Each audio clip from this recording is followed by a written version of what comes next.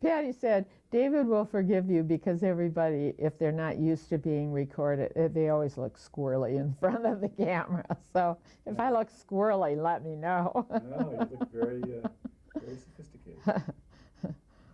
All right, first of all, how about if we start with the birthday greeting? What do you want to say to Dad? Happy birthday, Russ. You made it. I'm going to make it pretty soon. That's all. Well, I certainly don't remember the very first time, but it was when he was in college. That's when Evelyn met him, and that's when I met him. And she saw a lot of him. I don't think I did, probably. I know he was very active in the Spanish Club, and that's how he met his friend Joaquin, who has visited your house, I think. And that relationship seemed to click along pretty fast because before I knew it, they were engaged, and Evelyn was taking her, what do you call it, instructions with the Catholic Church. And she did that at a time that I was working in Baraboo, waiting to go into the service, and I was so curious about what she was getting herself into that I went with her to all of her instructions. And I think the priest thought he had another hot prospect, but he didn't really. And then I went in the service, and Russ was gone. You were gone, Russ. I'm sorry.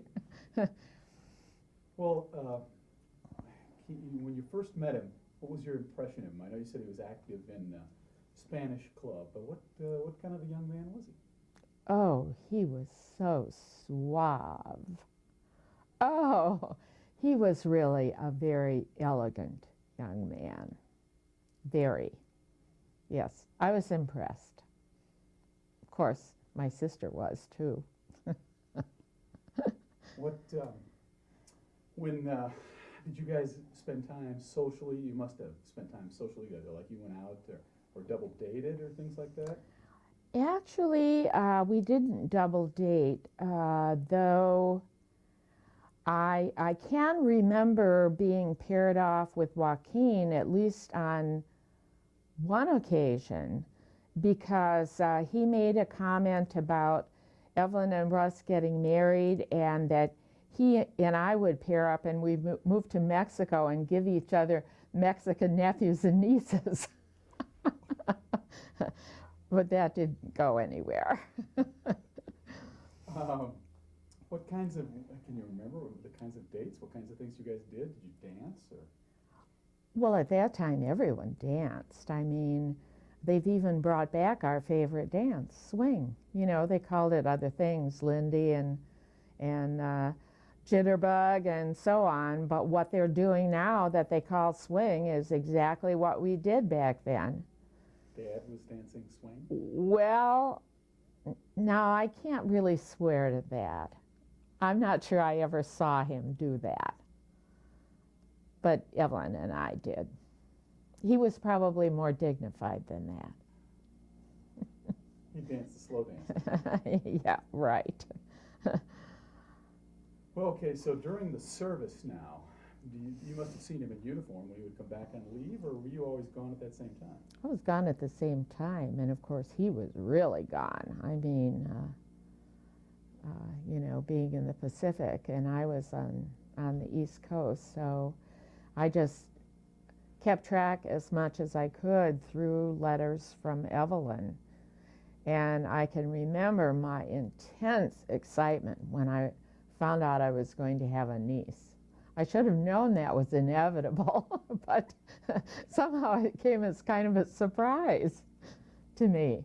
That was the biggest excitement I can remember. And I wrote about that a lot in Letters to Mother, which she saved, by the way, all of the letters. Yeah. Yeah. That would be some interesting material. Well, yeah. I've read them all. And I remember there was quite a bit of talk about my new niece, Terry. I was so anxious to see her. I had no idea really where Russell was or what he was doing at that time. I was stuck in Quantico. And the letters were, I'm so glad Mother saved them, because there were special events like being in Washington to celebrate the end of the war. I was there. It was wonderful. Such excitement for a girl from Baraboo. And of course, I wrote to Mother the very next day to tell her about it. Yeah, that was very exciting. And I came out of the service within about, 6 months after the end of the war. And I don't know how long it was before Russell was out, and they were living down, Evelyn and Russ were living down at Badger. Stop for a second. Were you at their wedding? Yes, I was their maid of honor. Tell me about the wedding. About the wedding. We were married in the Catholic Church in Baraboo, and it wasn't in wartime. It was not your normal, the bride in a long flowing white gown. You've probably seen pictures of the wedding. We went through a period where it was chic to be married in a business suit or something like that. And the one thing that I do remember about the wedding is that the best man was Russ's, your dad's best friend. Ed Bowman. I knew his name was Ed, and I couldn't think of his last name.